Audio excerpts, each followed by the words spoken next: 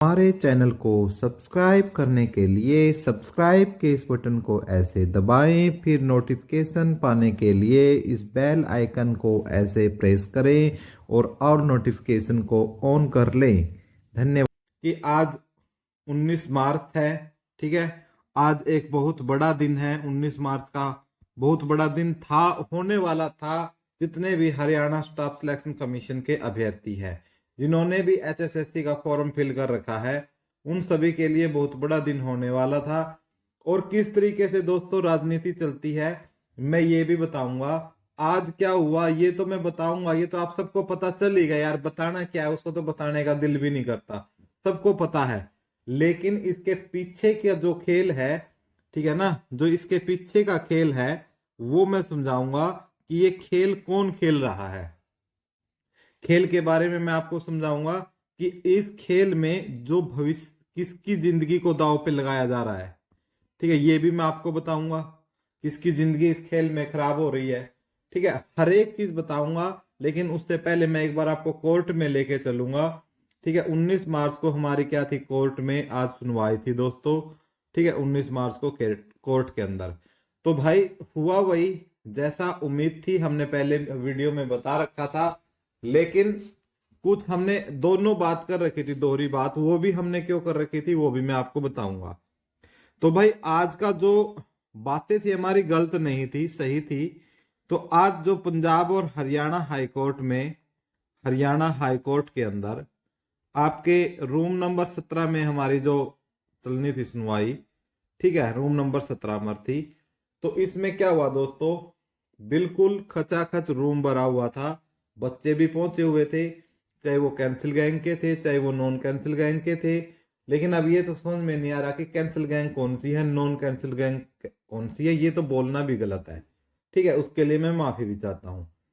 तो भाई दोनों ही पक्ष आए हुए थे और दोनों पक्षों में क्या है, बहुत मतलब इंतजार था। एचएससी की तरफ से यदि हम देखें तो पूरी एचएससी आई हुई थी, ठीक है, पूरी एचएससी आई हुई थी, ठीक है। जिसमें जो आप इसके चीफ सेक्रेटरी थे विनय कुमार, वो भी प्रेजेंट थे। और इनकी पूरी की पूरी जो लीगल टीम थी, ठीक है, वो भी पूरी की पूरी प्रेजेंट थी, लीगल टीम भी, ठीक है। इसलिए पूरी एचएससी आई हुई थी। तो आज उनको देखकर जो बच्चे वहां गए हुए थे उनको लगा कहीं ना कहीं कुछ होने वाला, चाहे वो टीजीटी के हो चाहे वो ग्रुप सी के हो या डी के हो। क्योंकि उम्मीद सबको है 19 मार्च से कहीं ना कहीं रिजल्ट अफेक्ट सभी भर्तियों का होगा 19 मार्च के केस से, ऐसा सबको उम्मीद थी। तो दोस्तों इसलिए सबकी क्या आस बन गई भाई, आज कुछ ना कुछ फैसला जरूर आएगा, जैसा कि इंफॉर्मेशन भी थी, ठीक है। क्योंकि भाई देखो इंफॉर्मेशन भी ऐसे सोर्सेज से मिलते हैं कि भाई ये बंदे जाने वाले हैं। अब देखो पूरी टीम, लीगल टीम, सेक्रेटरी और साथ में हमारे जो एजी साहब है ये भी गए हुए थे। इनकी भी कोई तबीयत खराब नहीं थी, ये भी पहुंचे हुए थे। इसलिए सबको होती है कि भाई आज कुछ ना कुछ अच्छा जरूर होगा। लेकिन भाई हुआ क्या, दोपहर के बाद क्या है, क्योंकि जो ऑर्डिनरी केस लगे हुए थे उसके बाद जो पहले अर्जेंट केस लगे हुए थे उसके बाद ये जो ऑर्डिनरी केस में थे आज जितने भी थे इनकी सुनवाई हुई। और कुछ भी नहीं हुआ भाई, एजी साहब कोर्ट में पहुंचे, एजी साहब पहुंचे और एजी साहब ने पहुंचते ही क्या है, नेक्स्ट डेट मांग ली, ठीक है। अब आपके मन में आया होगा कि भाई नेक्स्ट डेट मांगी है तो कुछ ना कुछ बहाना या कुछ ना कुछ जज के सामने इन्होंने पॉइंट तो रखा होगा। बिल्कुल आपके दिमाग का ये जो क्वेश्चन है ये सही है। एजी साहब का कहना था कि हमारे जो सीएम है वो भी रिजाइन कर चुके हैं और जो एचएससी के चेयरमैन है वो भी रिजाइन कर चुके हैं। तो अभी हमारे जो मंत्रिमंडल है, मंत्रिमंडल का विस्तार नहीं हुआ है, ठीक है, मंत्रिमंडल का विस्तार नहीं हुआ है। इस वजह से हमें क्या है, जब तक मंत्रिमंडल का विस्तार नहीं हो जाता तब तक हमें क्या चाहिए, नेक्स्ट डेट चाहिए, ठीक है। ये जो नेक्स्ट डेट आपके चाहे 5 अंक के हो, ठीक है, चाहे ग्रुप 56-57 हो, ठीक है, ग्रुप 56-57 हो, चाहे टीजीटी भर्ती हो। हालांकि टीजीटी की कुछ दो केसेस की सुनवाई थी उनकी बाद में हुई थी, उनकी भी मैं आपको बताऊंगा सारी डिटेल। ऐसे इतना आराम से हम डिस्कस करेंगे, हर चीज को, हर पॉइंट को मैं आपको आराम से बताऊंगा, समझते चलना है। और उसके फिर पीछे की राजनीति यदि आपको समझनी है और आगे क्या होगा, अभी से बता देता हूं, दावे के साथ बताऊंगा, स्क्रीनशॉट ले लेना और फिर मिल लेना, ठीक है। सारी चीजें बताऊंगा, लेकिन पहले आज का घटनाक्रम समझ लो, ठीक है। तो उसमें क्या है, इन्होंने नेक्स्ट डेट एजी साहब ने मांग ली इस पे, ठीक है। अब फिर क्या है, जो 5 अंक का था, 5 अंक का केस है जो आपका, ठीक है। इसकी नेक्स्ट डेट दे दी गई आपकी, डेट दी गई है आपकी 21 मार्च, ठीक है। और जो ग्रुप C की है वो दी गई है 2 अप्रैल, 2 अप्रैल दे दी गई है। अब ये टीजीटी का 5 अंक का इसी में आता है ये केस। तो इसके अलावा जो इस पर केस लगे हुए थे, एक तो एक्सपीरियंस का था और एक एस्टेट वाला था 2015 वाला, और एक इसमें मामला था जो सीटेट होता है उसका।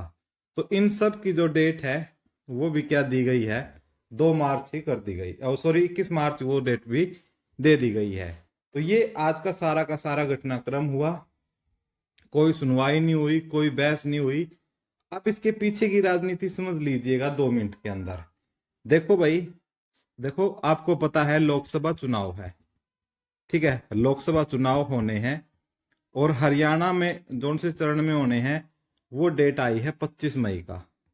और मैं बता दूं, इसी बीच आपके मई के अंदर ही एक उपचुनाव भी है। आप समझ गए होंगे कि उपचुनाव कौन सा है, जहां से खट्टर ने अपना इस्तीफा दिया है, करनाल का। करनाल का उपचुनाव भी है।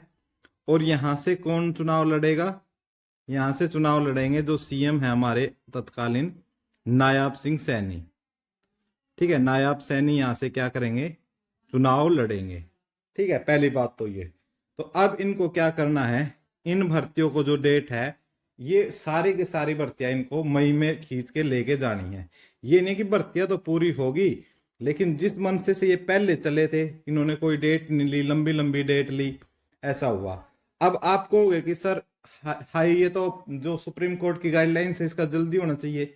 बिल्कुल भाई, मैं मानता हूं सुप्रीम कोर्ट की गाइडलाइंस है, लेकिन जहां पर राजनीति हैवी हो जाती है वहां पर हमारे जो कोर्ट है बेशक से थोड़े से ढीले हो, वो ये बात है ना, सस्ते में हो जाते, हो सकता है लेट मिलेगा न्याय, लेकिन मिलेगा।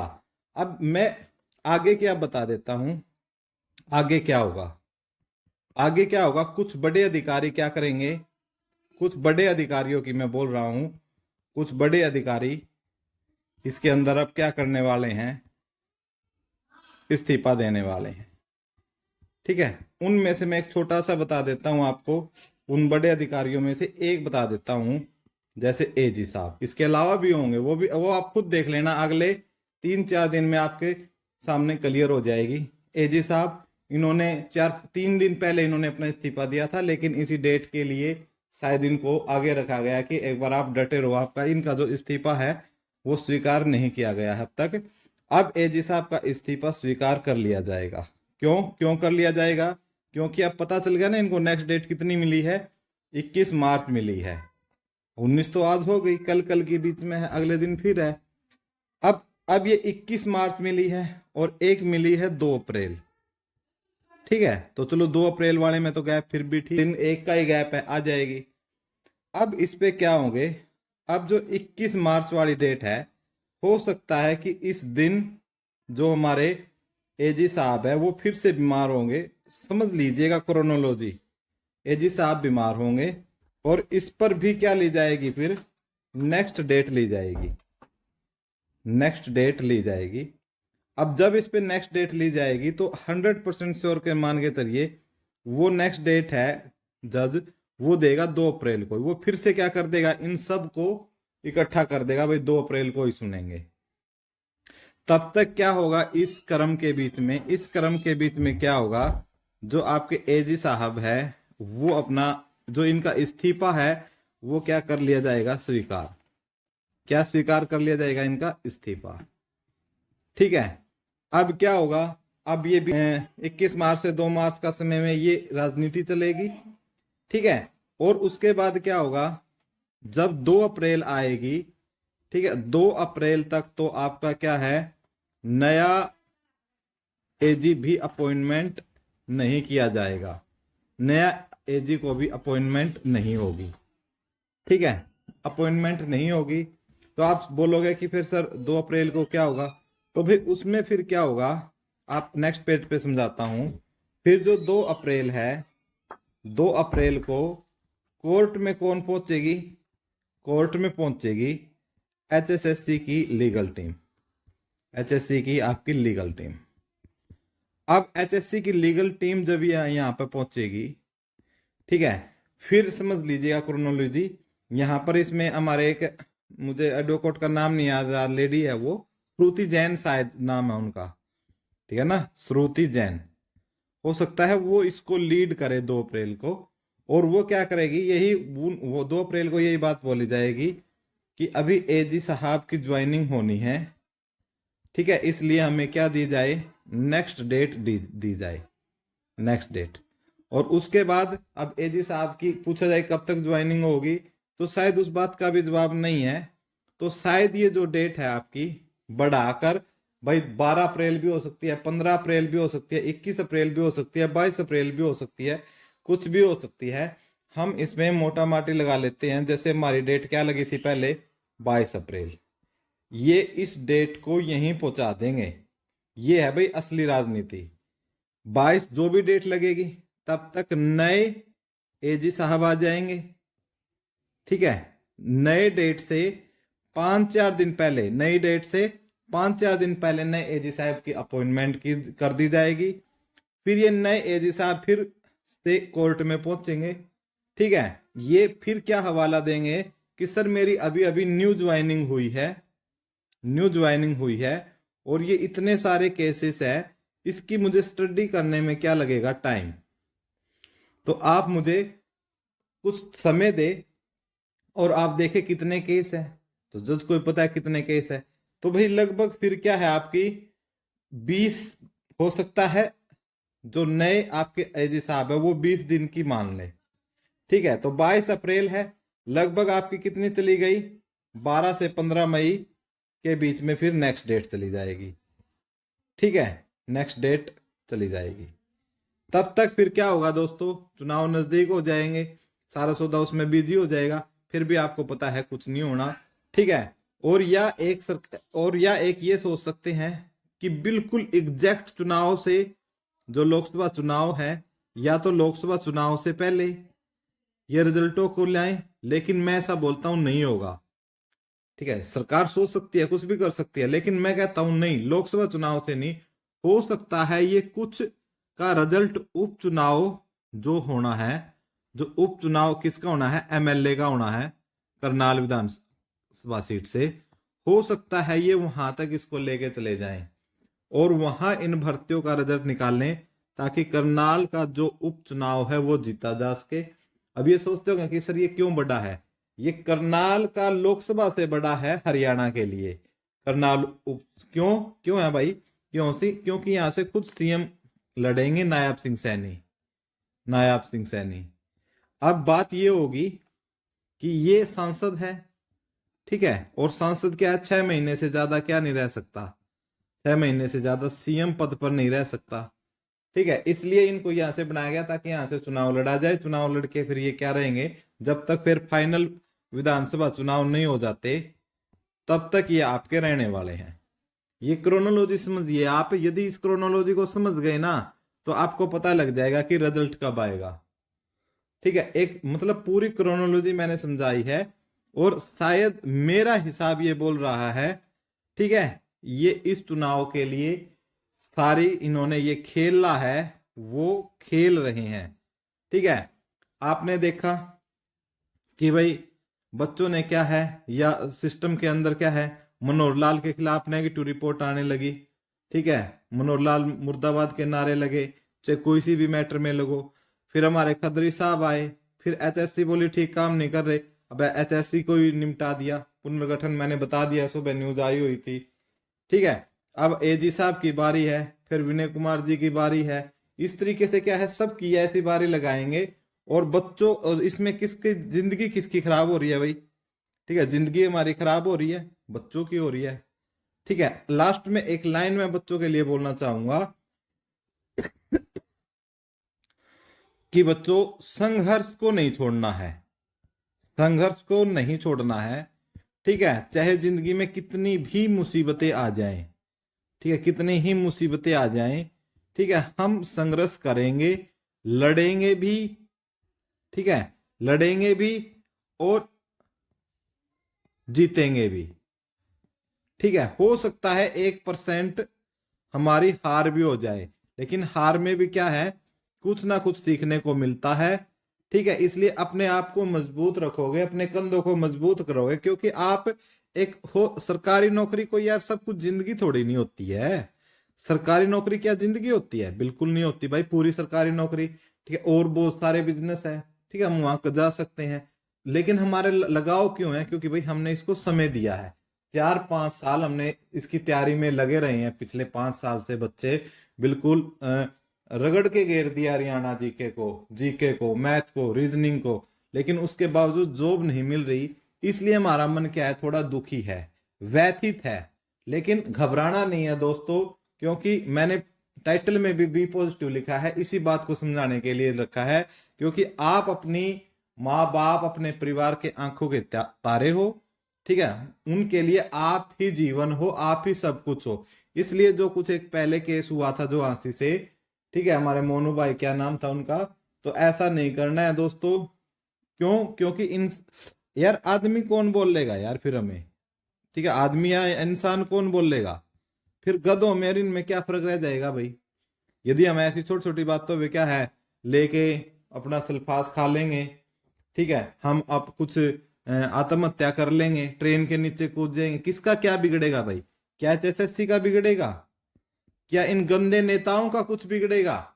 चाहे उसमें हमारे सीएम हो, चाहे तत्कालीन सीएम हो, चाहे भूतपूर्व सीएम हो, क्या खत्री साहब का कुछ बिगड़ेगा? या आने वाले चेयरमैन का कुछ बिगड़ेगा? या हरियाणा स्टाफ सिलेक्शन का कुछ बिगड़ेगा? नहीं, बिगड़ेगा तो सब आपके परिवार का। ठीक है, क्यों अपने परिवार का वो एक अद्भुत मेंबर खो देंगे? ठीक है, उनकी आंखों का तारा खो देंगे वो अपनी एक। तो इसलिए दोस्तों इन चीजों से दूर रहकर, ठीक है, संघर्ष करो। आपको ये लगता है कि नहीं हम हार चुके हैं, तो कोई बात नहीं दोस्तों, जिंदगी में क्या है, साइकोलॉजी कहती है कि अपने प्लान, जैसे आप ए प्लान पे काम कर रहे हो, ठीक है, हमेशा जिंदगी में बी और सी प्लान भी बना के रखो। यदि बाई चांस ए खराब हो जाता है तो हमें बी प्लान पर आना चाहिए। कोई भी टीम होती है दोस्तों, जैसे मैं एक एग्जांपल देता हूं, जैसे मैच आईपीएल मैच है, ठीक है, जैसे आईपीएल का सीजन आने वाला है, कोई टीम है लेके चली, ठीक है, पहले बैटिंग आ गई उसकी, पहले बैटिंग रखी, उसने बोला कि भाई पहले 6 ओवर में हमने कितने रन बनाने हैं, धुआंधार बैटिंग करनी है, 70+ स्कोर करना है।